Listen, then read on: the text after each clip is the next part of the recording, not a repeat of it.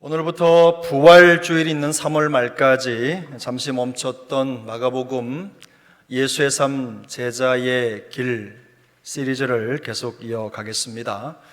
지난번까지는 69번 마가복음을 나눴고 오늘부터는 70번째 되는 날이 되겠습니다. 오늘 함께 읽은 본문 말씀을 가지고 떡과 잔의 의미라는 제목으로 말씀의 은혜를 나누겠습니다. 본문은 예수님께서 잡히시기 전날 저녁에 제자들과 함께 나눈 마지막 만찬에 관한 내용입니다. 마지막 만찬으로 불리기는 하지만 최초의 만찬이기도 합니다. 지금까지 예수님께서 이런 만찬을 가져 나누신 적이 없기 때문입니다. 예수님은 식탁에 둘러앉은 제자들에게 떡을 떼어 주시면서 받으라, 이것은 내 몸이다 라고 말씀을 하셨습니다. 그리고 잔을 나누시면서는 이것은 많은 사람을 위하여 흘리는 피니, 나의 피니 곧 언약의 피라고 선언을 하셨습니다. 예수님과 제자들이 나눈 최후의 만찬은 초대교회 때부터 지금까지 교회에서 시행되는 성찬 예식의 모형입니다. 초대교회 성도들은 예수님의 살과 피를 기념하는 성찬 예식 때문에 교회 밖 사람들에게 섬뜩한 오해와 모함을 받기도 했습니다. 예수님 당시에도 초대교회죠. 초대교회 당시에 교회 성도들은 가급적 사람들의 눈을 피해서 이른 새벽이나 저녁에 모여서 기도하고 예배를 드렸습니다. 그러나 기독교인들에 대한 질투와 의심을 가지고 있었던 이교도들이 헛소문을 퍼뜨리기 시작했습니다. 그리스도의 살과 피를 상징하는 떡과 포도주를 나누는 성찬식이 그 헛소문의 원인이 되었습니다.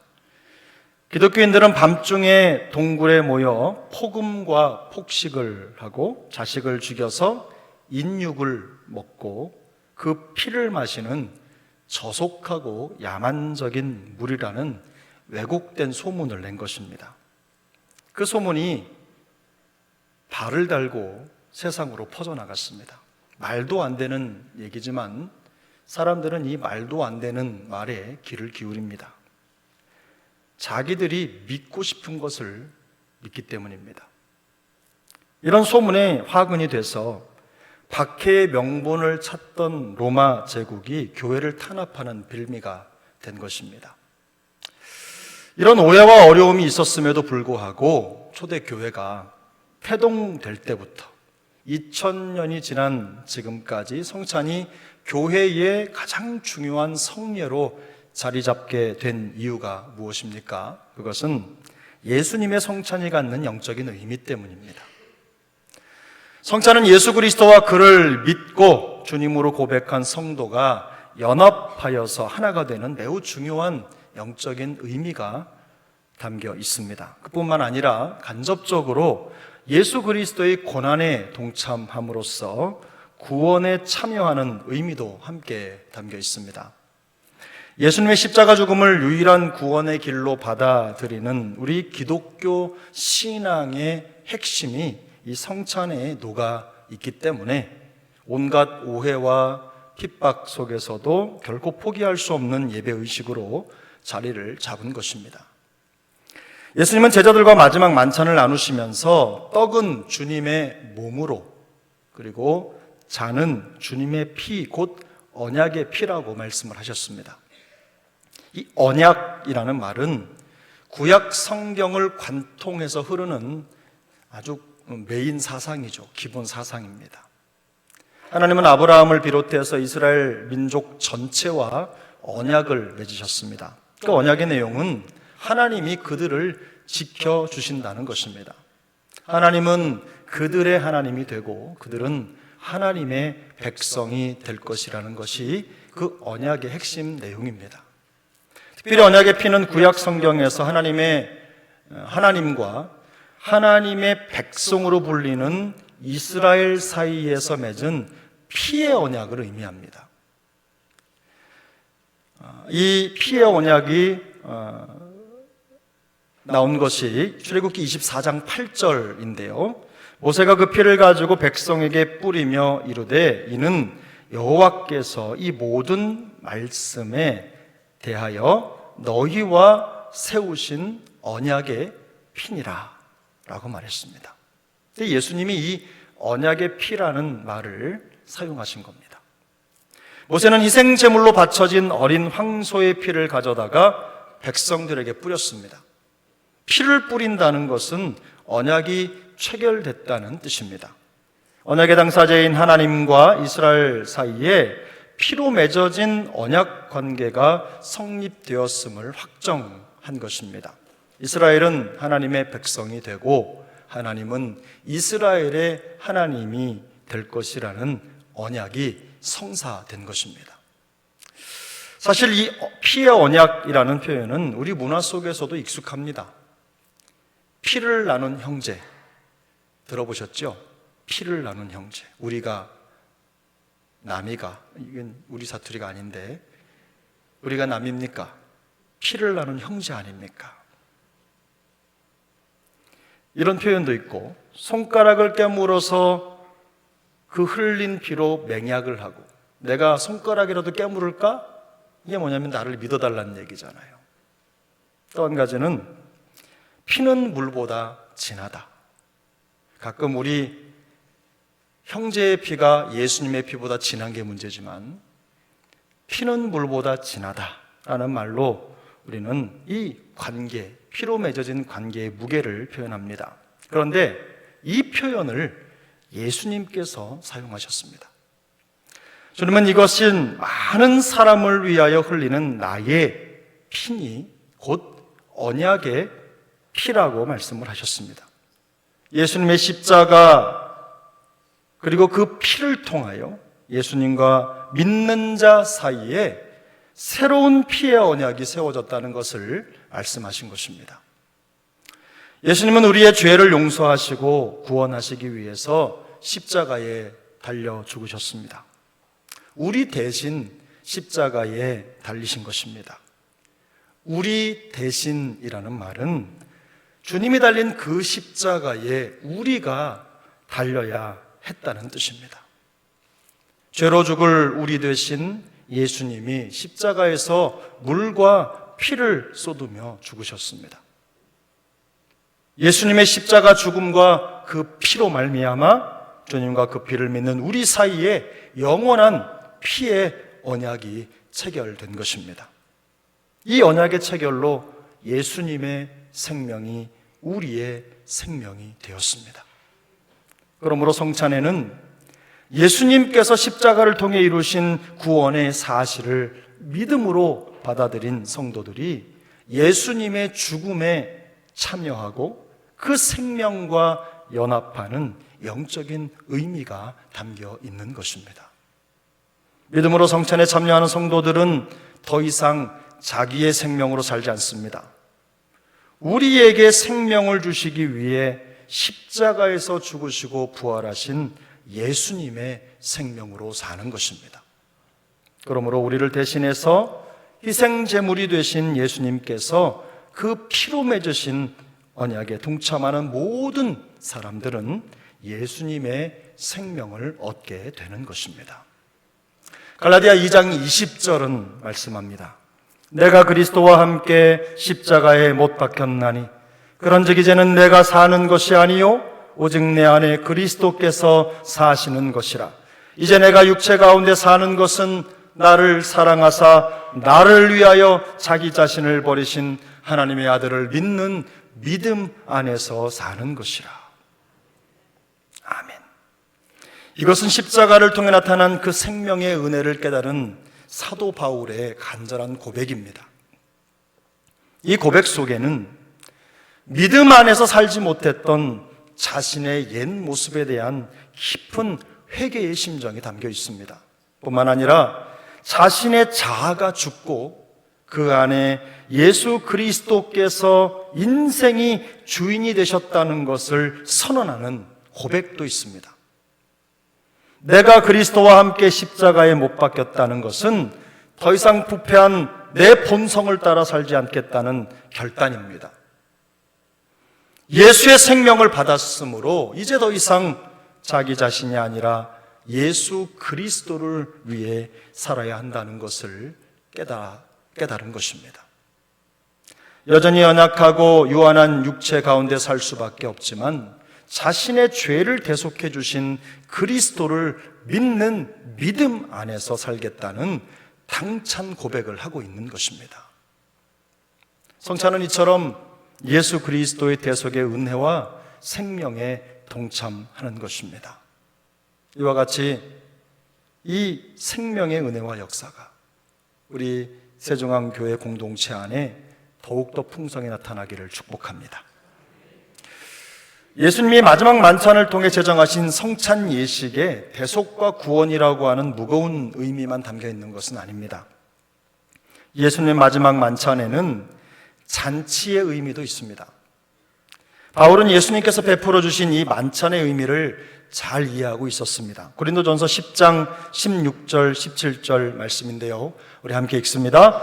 우리가 축복하는 바 축복의 잔은 그리스도의 피니 참여함이 아니며 우리가 떼는 떡은 그리스도의 몸에 참여함이 아니냐. 떡이 하나요 많은 우리가 한 몸이니 이는 우리가 다 한 떡에 참여함이라. 아멘. 여기에서 그리스도의 피에 참여함이 아니며 라는 말은 그리스도의 피에 참여하는 것이라는 뜻입니다.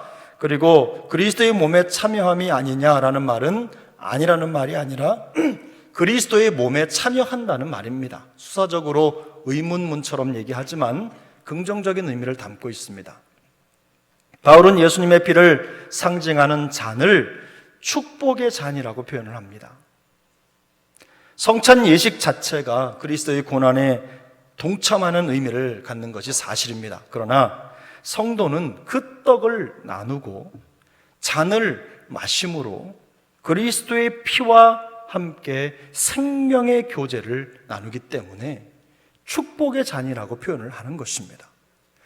예수님이 찔리고 또 찢기셔야 우리에게 나음과 치유가 있습니다. 예수님이 죽으셔야 우리에게 생명이 오는 것입니다. 그래서 고난은 물론 우리에게 슬픈 것이지만 예수님의 고초와 십자가의 고통은 우리에게 참으로 아픔이고 슬픔이지만 뒤집어 생각해 보면 그 모든 고난은 우리에게는 진정한 기쁨이고 감사고 생명인 것입니다. 그래서 이 잔을 바울은 축복의 잔이라고 표현을 하고 있습니다. 그러므로 성도는 떡을 떼는 것으로 그리스도의 몸과 교제를 나누는 것입니다. 더 나아가서 공동체 식구 모두가 다 같은 떡을 나누는 것은 그 안에 속한 모든 지체들이 한 떡에 참여하여 상호 교제를 나누는 것입니다. 다시 말해서 성찬은 예수 그리스도의 살과 피를 통해 구원의 생명을 얻은 성도들이 함께 먹고 함께 마시면서 교제하는 일종의 밥상 공동체라는 것을 확인하는 자리라는 것입니다. 그래서 바울은 떡이 하나요 많은 우리가 한 몸이니 이는 우리가 다 한 떡에 참여하는 것이라고 말했습니다.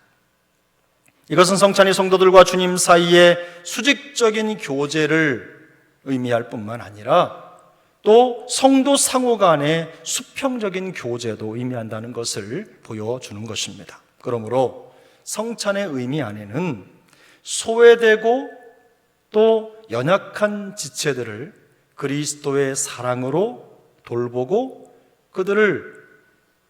그들의 필요를 채워주는 섬김의 실천이 함께 담겨 있습니다. 그런데 성찬을 시행하는 교회에 문제가 생겼습니다. 예수님께서 제정하신 성찬의 정신과 의미를 망각하고 무분별하게 성찬을 시행했기 때문입니다. 사도 바울은 고린도 교회에 이런 문제가 있다는 것을 간파하고 그 문제점을 지적합니다. 오늘 본문 고린도전서 11장인데요. 고린도전서 11장 20절, 21절, 22절입니다. 함께 읽습니다. 그런즉 너희가 함께 모여서 주의 만찬을 먹을 수 없으니 이는 먹을 때에 각각 자기의 만찬을 먼저 갖다 먹으므로 어떤 사람은 시장하고 어떤 사람은 취함이라. 너희가 먹고 마실 집이 없느냐? 너희가 하나님의 교회를 업신여기고 빈궁한 자들을 부끄럽게 하느냐? 내가 너희에게 무슨 말을 하랴? 너희를 칭찬하랴? 이것으로 칭찬하지 않노라. 무슨 말입니까? 성도들이 예수님의 살과 피를 기념하는 성찬을 시행하면서도 그 정신과 의미를 전혀 생각하지 않았다는 말입니다. 성찬식을 무례히 행한 것입니다. 그들은 공동체 내에 소외된 사람들을 전혀 생각하지 않았습니다. 심지어 성찬이 이루어지기도 전에 떡과 잔을 나눠 먹었습니다. 하나씩 집어 먹은 게 아닙니다. 먹고 배부를 정도로, 먹고 취할 정도로 마신 겁니다. 지금 우리는 그 떡을 잘라서 하나씩 먹지만 당시에는 이렇게 큰 떡을 찢어서 먹고 많이 준비해서 끝난 다음에는 온 교회 식구들이 함께 교제를 나눴습니다. 그런데 성찬이 이루어지기도 전에 그것을 다 찢어 먹고 마신 겁니다. 하나님의 교회를 업신여기고 빈궁한 사람을 부끄럽게 하는 심각한 사태가 벌어진 것입니다. 그런데 재밌는 것은 바울이 이런 안타까운 모습을 지켜보면서 그 성도들에게 매우 현실적인 두 가지 제안을 합니다. 그 제안이 고린도전서 11장 33절 34절에 있는데요. 우리 같이 읽어보겠습니다. 그런즉 내 형제들아 먹으러 모일 때에 서로 기다리라. 만일 누구든지 시장하거든 집에서 먹을지니 이는 너희의 모임이 판단받는 모임이 되지 않게 하려 함이라. 그 밖의 일들은 내가 언제든지 갈 때에 바로 잡으리라. 바울이 제시한 해결책이 무엇입니까? 첫 번째는 좀 기다렸다 같이 먹으라는 겁니다. 매우 현실적이죠? 기다렸다 같이 먹어라. 예배 드리고 나서 먹어라. 이 말입니다. 두 번째 제안은 무엇입니까? 집에서 밥 먹고 와라. 집에서 배가 고프면 집에서 든든히 먹고 오라는 겁니다. 여러분도 그렇게 하십시오. 교회 오실 때 배가 고파서 예배 빨리 끝내달라고 하지 마십시오. 집에서 든든하게 드시고 오셔서 예배 드릴 때 예배에 집중하라는 말입니다. 예배 드리면서 자꾸 밥 생각나지 않도록 미리 챙기고 준비하라고 말하는 것입니다. 성찬에 성도 상호 간에 나누는 교제의 의미가 담겨 있는 것이 분명하지만 그것이 단순히 인간의 욕구를 채우기 위한 것이 아닙니다. 예수 그리스도의 삶과 사역을 더 깊이 묵상하고 사랑과 섬김을 실천하는 기회로 삼아야 한다는 것입니다. 사실 교회는 애찬 공동체입니다. 함께 모여서 먹고 마시는 일이 참 중요하죠. 교회 공동체의 활기를 위해서는 이런 시간이 꼭 필요하고 결코 무시할 수 없는 사역입니다. 그러나 이 애찬이 주님의 복음과 은혜 안에서 이루어지도록 해야 한다는 것입니다. 이것이 마지막 만찬을 통해서 주님께서 우리에게 떡과 잔을 나누시면서 보여주신 의미입니다. 이제 말씀을 정리해 보겠습니다. 예수님은 잡히시기 전날 밤 제자들과 함께 마지막 만찬을 나누셨습니다. 예수님의 마지막 만찬을 통해 제정된 성찬은 크게 두 가지 의미를 갖습니다. 첫 번째는 우리는 성찬을 통해서 하나님과 하나됨을 고백합니다. 예수님과 하나됨을 고백합니다. 떡과 잔을 나누는 것은요, 우리에게 생명을 주시기 위해서 십자가의 고난을 받으신 예수님을 기억하고 그 고난에 동참하는 것입니다. 우리는 성찬을 통해서 언제나 예수 그리스도께로 다시 돌아가야 되는 것을 확인합니다. 그 떡과 잔을 받으면서 우리의 삶에 삐뚤어진 부분들, 잘못 갔던 모든 부분들을 다시 바로잡고 주님께로 돌아오는 겁니다. 우리가 예수의 생명을 가진 사람들이며 또 영원히 그 생명을 세상에 전하는 자들이라는 것을 성찬을 통해 확인하는 것입니다. 고린도전서 11장 26절은 이렇게 말씀합니다. 너희가 이 떡을 먹으며 이 잔을 마실 때마다 주의 죽으심을 그가 오실 때까지 전하는 것이라. 그러므로 성찬을 통해 떡과 잔을 나눌 때마다 대속의 은혜와 구원의 감격이 새로워져야 되는 것입니다. 실패와 좌절의 늪에 빠졌던 인생이 주님의 떡과 잔을 나눌 때 다시 회복되고 새로운 생명의 은혜를 덧입게 되는 것입니다. 이런 성찬의 은혜가 우리 공동체와 개인과 가정에 더욱더 충만히 나타나기를 바랍니다. 두 번째, 우리는 주님의 떡과 잔을 통해서 우리가 그리스도의 몸된 교회의 지체라는 것을 고백해야 됩니다. 우리 고린도전서 10장 17절을 함께 읽겠습니다. 고린도전서 10장 17절입니다. 떡이 하나요 많은 우리가 한 몸이니 이는 우리가 다 한 떡에 참여함이라. 아멘. 예수 그리스도를 믿음으로 성찬에 참여하는 모든 성도들은 그리스도의 몸된 교회의 지체입니다. 영적인 신경세포가 서로 연결되어 있는 한 몸입니다. 그리스도의 피를 나는 가족이죠. 영가족입니다. 그러므로 주님의 살과 피를 나누는 지체들은 서로를 살피고 섬기는 일에 항상 마음을 쏟아야 되는 것입니다. 이와 같은 성찬의 정신을 잃어버리게 되면 하나님을 업신여기고 지체를 부끄럽게 하는 자라는 책망을 면치 못할 것입니다. 그러므로 주님과 주님의 살과 피를 나눈 믿음의 형제 자매로서 더욱 견고한 영가족을 이루어갈 수 있기를 예수님의 이름으로 축복합니다. 제가 한 가지 여쭙겠습니다. 여러분, 형제의 피가 지납니까? 예수의 피가 지납니까? 정말이십니까? 형제의 피보다 예수의 피가 진한 겁니다. 여러분이 피의 의미를 꼭 기억하시고 복음으로 새로워지는 우리 공동체가 될 수 있길 바랍니다. 혹시 잘못 생각하고 잘못 가는 형제가 있으면 붙드셔야 됩니다. 가르쳐 줘야 돼요. 깨닫게 해줘야 돼요. 그것이 피를 나눈 형제의 모습입니다. 마지막 세 번째로 한 가지 더 제가 성찬의 의미를 덧붙이자면 우리는 주님의 떡과 잔을 나눌 때마다 하나님의 나라에 대한 기대와 소망을 고백해야 됩니다. 교회가 밝아야 되는 이유가 여기에 있는데요. 주님께서 25절에 보면 하나님의 나라에서 새 것으로 마시는 날까지는 다시 마시지 아니할 것이라고 말씀합니다. 이것은 예수님께서 베풀어 주신 마지막 만찬이 천국 잔치를 표현한 것이라는 뜻입니다. 교회는 성찬 공동체입니다. 주님의 살과 피를 나누는 성찬 공동체는 이 땅에 하나님의 나라의 잔치를 재현하는 공동체입니다. 교회는 기쁨과 감사와 찬양의 은혜가 넘치는 기쁨의 공동체입니다.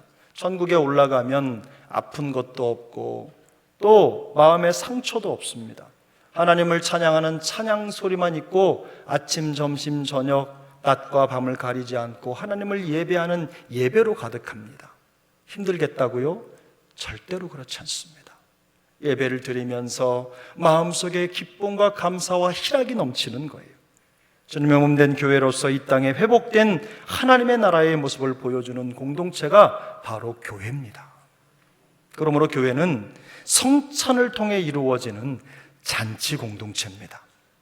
잔치 공동체는요, 잔치가 가진 특징을 가지고 있습니다. 그곳에는 넘치는 희락이 있습니다. 은혜와 감사의 교제가 있습니다. 그리고 거기에는 만족이 있습니다. 누구 하나 배고른 사람이 없고 모두 다 풍성히 먹고 누리는 만족이 있는 것입니다. 이것이 주님의 살과 피를 나눈 공동체가 누리는 축복입니다. 우리 교회가 예수 그리스도의 대속의 은혜와 구원의 감격과 교제의 기쁨으로 충만한 성찬 공동체가 될 수 있기를 축복합니다. 단 한 사람도 소외되지 않고 영혼의 만족을 누리는 하늘 잔치 공동체가 될 수 있기를 우리 구주 예수 그리스도의 이름으로 축복합니다. 기도하겠습니다.